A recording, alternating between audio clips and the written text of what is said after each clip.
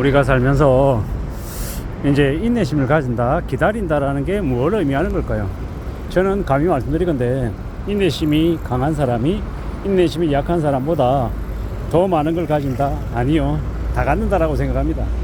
인내심이 강하면 어떻습니까? 참을 줄 알고 기다릴 줄 아는 겁니다. 나에게 때가 오지 않았을 때는 때가 올 때까지 기다릴 줄 아는 사람들, 통상적으로 한 회사에 오래오래 근무하면 그가 좋은 직책을 가질 가능성이 큽니다. 똑똑하고 대단하고 능력 있는 이들이 알아서 먼저 뛰쳐나가죠. 대단하기 때문에, 능력이 있기 때문에 다 나가는 겁니다.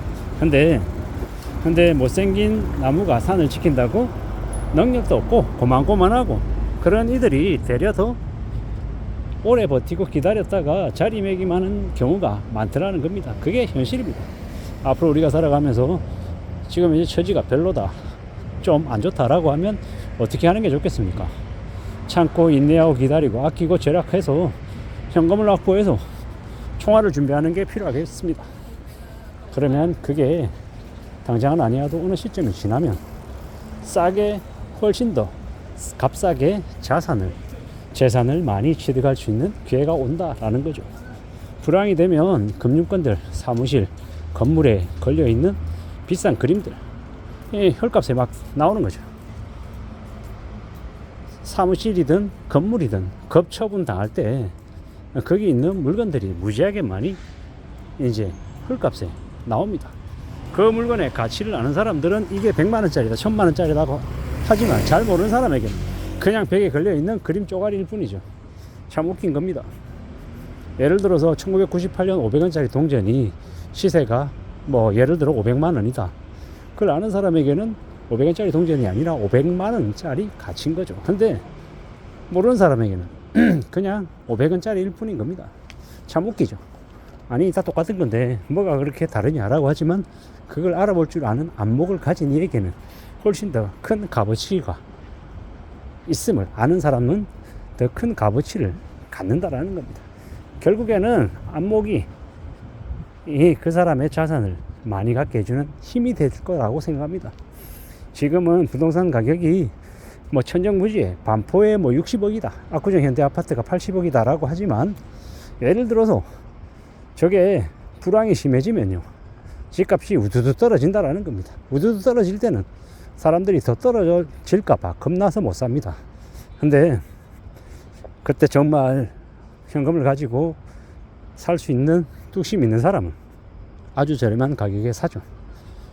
대한민국의 부동산 불볕이나 계속 얘기하지만 우리가 지켜보면 이때까지 과거를 되돌아보면 사이클입니다. 오를 때도 있었고 내릴 때도 있고 사이클에 따라서 작동했죠. 앞으로 아마 어떻게 되겠습니까? 집값이 지난 10여 년 동안 너무 많이 올라서 앞으로 조정받을 수밖에 없죠. 그리고 조정받고 나면 또 몇 년이 지나면 또 우두두 떨어진 그 가격이 또 다시 또 치솟을 이제 기미를 보일 겁니다. 저는 그렇게 생각합니다. 그러면 그때까지 기다릴 줄 아는 사람들이 이제 원하는 자산을 싸게 사는 거죠. 물론 타이밍을 정확하게 알 수는 없습니다. 하지만 기다릴 줄 아는 사람에게는 그때가 오죠.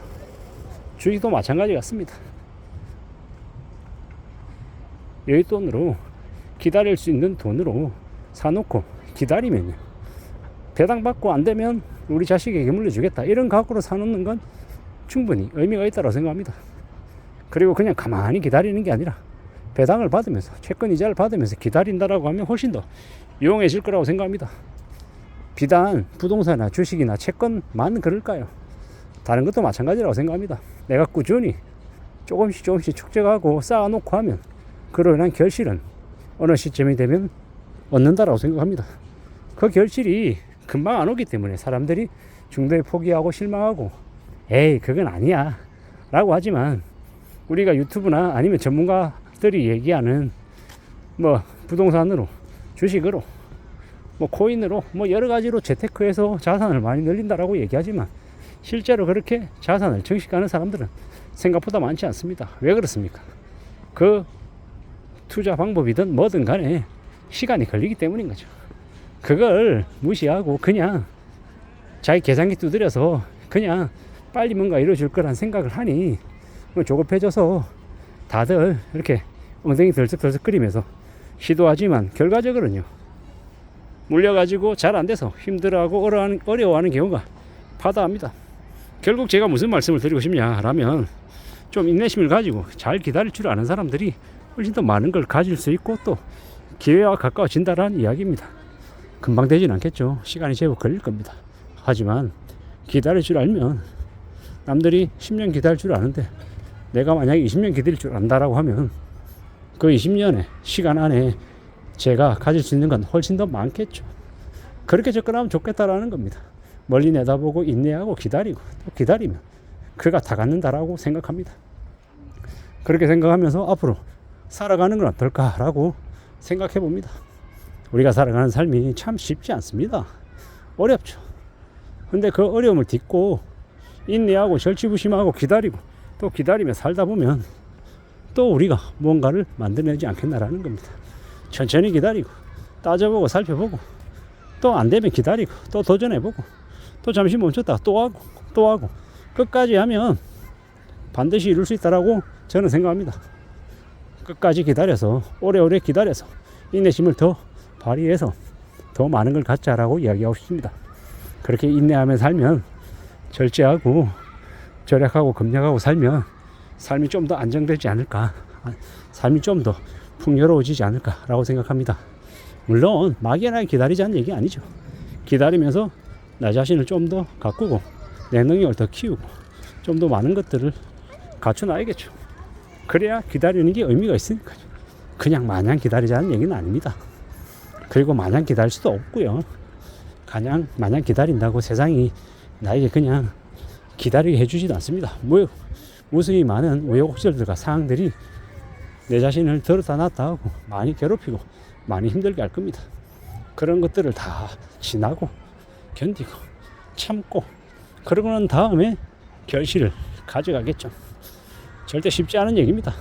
하지만 아둔하고 어리석고 좀 한심해 보이는 이가 결국에는 더 많은 걸 가지고 더 인생이 지혜롭고 현명했다라는 이제 평가를 받을 날이 올 거라고 저는 생각합니다.